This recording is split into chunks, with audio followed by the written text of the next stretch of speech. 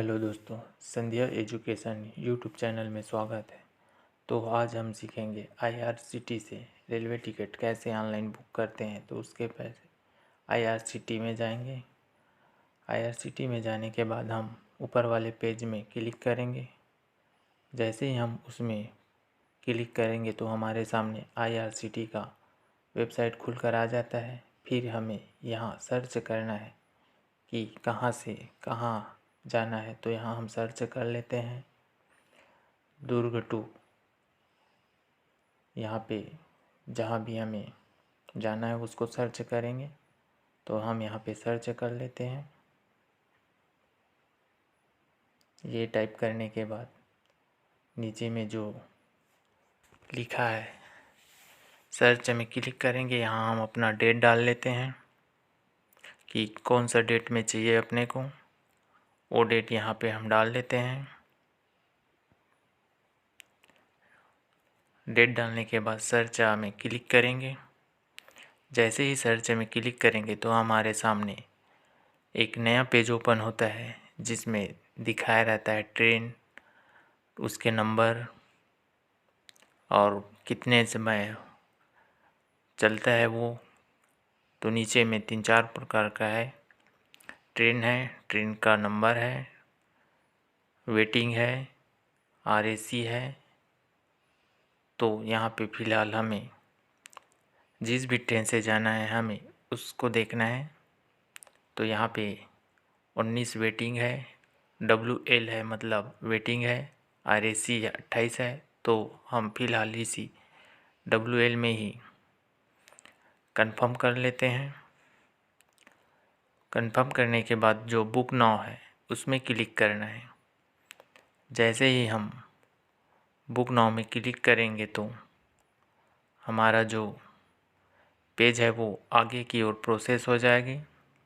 तो यहाँ पे हम अपना यूज़र आईडी और पासवर्ड डाल के लॉगिन करेंगे।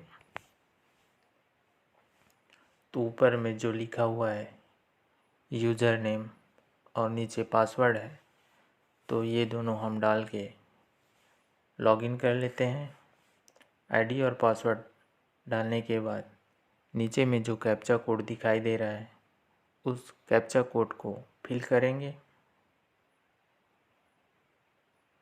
जैसे ही हम कैप्चा कोड फिल करेंगे उसके बाद फिर साइन इन पे क्लिक करेंगे।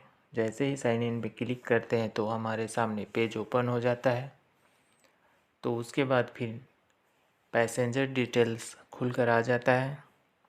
तो इसमें हम पैसेंजर डिटेल डाल देते हैं। उसके बाद फिर उसका एज डालेंगे। एज डालने के बाद जेंडर डालेंगे। उसके बाद फिर यहाँ से हम प्रीफरेंस दे देंगे। यदि और जोड़ना है तो 8 पैसेंजर कर सकते हैं, यदि सिंगल है तो नहीं करना है। उसके बाद फिर यहाँ पे कॉन्टेक्ट डिटेल है, उसमें मोबाइल नंबर को फिल कर देते हैं। मोबाइल नंबर को फिल करने के बाद नीचे पेमेंट का ऑप्शन है उसमें कंटिन्यू करेंगे। पेमेंट के ऑप्शन पे जैसे ही हम कंटिन्यू करेंगे तो हमारा जो टिकट है वो आगे की ओर प्रोसेस हो जाएगा। इसके बाद फिर यहाँ दिखाई दे देगा जो हम पैसेंजर ऐड किए हैं उसको। उसके बाद फिर यहाँ फिर से कैप्चा कोड को फिल करना है। जैसे ही हम कैप्चा कोड को फिल करेंगे उसके बाद फिर कंटिन्यू बटन में क्लिक करेंगे। कंटिन्यू में क्लिक करते ही हमारा जो टिकट है वो पेमेंट के लिए चला जाएगा।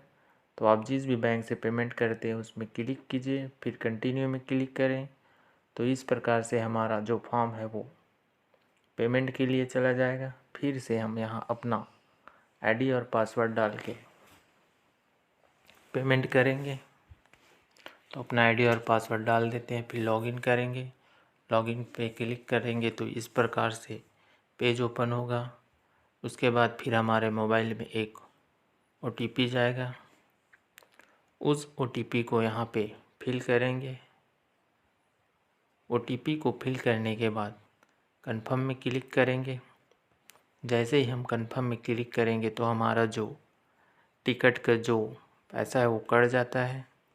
इस प्रकार से हमारा फॉर्म सबमिट सक्सेसफुल हो जाता है। थोड़ा सा वेट करेंगे, फिर ये आगे की ओर प्रोसेस कर जाएगी।